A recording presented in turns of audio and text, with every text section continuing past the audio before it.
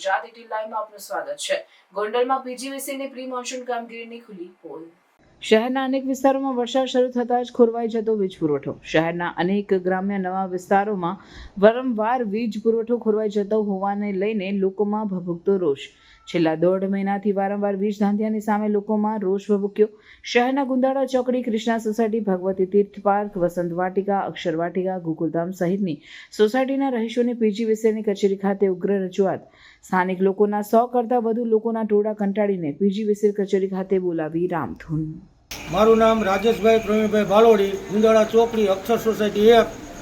અમે અત્યારે જીએબીએ 100 થી 150 જણા આવેલા છે અને 9 વાગ્યાના આસપાસ આવેલા છે, પણ હજી કોઈ સાહેબ અહીંયા આવેલ નથી અમારી રજૂઆત સાંભળવા। અને અમે વારંવાર આજથી 25 દિવસ પહેલાં અમે લેખિતમાં ફરિયાદ આપી ગયા હતા, પણ હજી એનો કોઈ નિકાલ થયો નથી। અને વારંવાર અમારે આજે બપોરની 11 વાગ્યાની લાઇટ વહી ગઈ હતી, 3 વાગે આવી, અને અત્યારે સાંજના 5 થી 5:30 વાગે લાઇટ વહી ગઈ છે, હજી આવેલ નથી। અને રજૂઆત કરી તો કોઈ સાહેબ જવાબ વ્યવસ્થિત દેતા નથી અને કોઈ પણ જાતનો। અને અમારે વારંવાર અત્યારે રાતે 8 વાગ્યાથી અમે ફેન ચાલુ કરી છે તો 5 ઉપર રાખી તો 1 ઉપર આલે એટલો ફેન ચાલુ થાય છે। હવે એને અમે અમારે અત્યારે એ સોસાયટીમાં 4 થી 5 સોસાયટી છે, તો અત્યારે ઘણાને ફ્રીજ, ટીવી આ તે ઘણું નુકસાન થયેલ છે, પણ એ કોઈ અમને હજી રજૂઆત કરેલ છે પણ કોઈ જવાબ દેતું નથી। અને વારંવાર અમે અહીંયા આવી છીએ પણ કોઈ જાતની અમને સારો રિસ્પોન્સ મળતો નથી ત્યાંથી।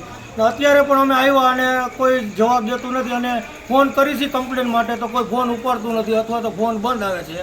અને ફોનનું અત્યારે અમે કીધું તો તે ફોન ખરાબ થઈ ગયેલો છે, તો મેં કીધું ખરાબ થઈ ગયેલો તો આજે ખરાબ થયો, કાયમી માટે અમે કમ્પ્લેન કરી છે પણ કોઈ જવાબ દેતું નથી અમને ફોનમાં। તો અમને આ માટે હવે સારો રિસ્પોન્સ નહીં મળે તો અમે હવે લેડીઝ તથા બાળકોને લઈને આંદોલન ઉપર ઉતરવાની તૈયારીમાં છીએ।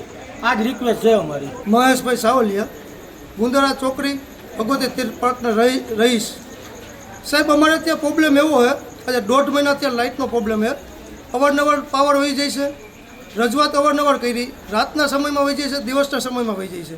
હવે જ્યારે અમે ફોન કરી ત્યારે અહીંયા પ્રતિનિધિ અમને જવાબ હરખો આપતા નથી સાહેબ।